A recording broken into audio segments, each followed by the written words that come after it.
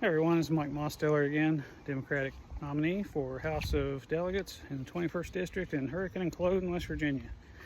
So from what I've gathered, and I do still have a little bit more research to do, the money that went to pay for those flock cameras came from our opioid settlement money.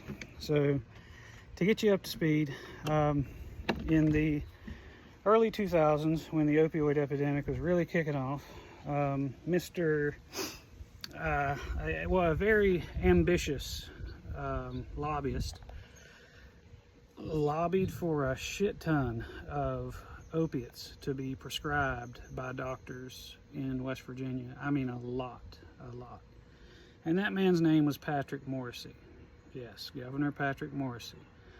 This company knew how highly addictive their opioids were, and they pushed them anyway. And so they got sued. That would be the Sackler family. They are a sack of, but they profited very, very greatly off of the deaths of West Virginians. And we lost more people just in this state to the opioid epidemic than our entire nation did to the Vietnam War. So yeah, we were entitled to compensation. And I actually wasn't happy with what little compensation we got, because for the Sackler family, that was loose change in their couch. I mean, it was more than nothing, but we got opioid settlement money. The best way to spend that would be to consult the experts on how to, rehab people, help them recover. Because most West Virginians, it's a misconception. People think, and I'm not saying that there weren't people like this, but it's not like people said, hey, I want to go get high, let me get some pills. It started by a doctor prescribing them higher dosage or more than what they're used to. And once they got that hit, that first hit, that's all it took. And they were hooked. They would burn through their supply. Doctors would prescribe a bunch more.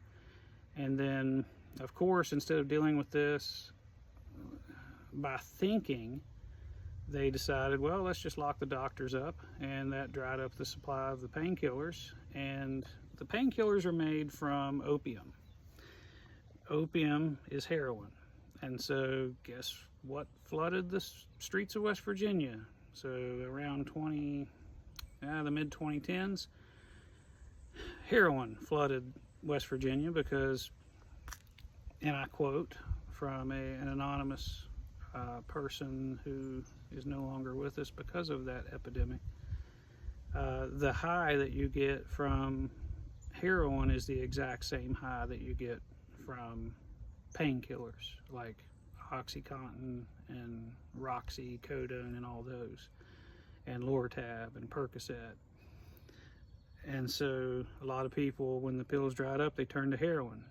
And then once we pulled out of Afghanistan, because I'm sure you saw the pictures of the soldiers guarding the poppy fields, that dried up, and then fentanyl replaced it. It's fentanyl with a Y. It's a pet peeve of mine. I've worked in the medical field, and I will never call it fentanyl because there's no O. Anyway, I'm just being picky at this point, pedantic. But there are smarter ways to spend the opioid settlement money than on flocks. I'm not even calling them safety cameras. Those have nothing to do with safety. They have everything to do with surveillance. So flock surveillance cameras. So looks like the sheriff in Putnam County realized, oh, I done stepped in it. He got combative with a really good investigative journalist.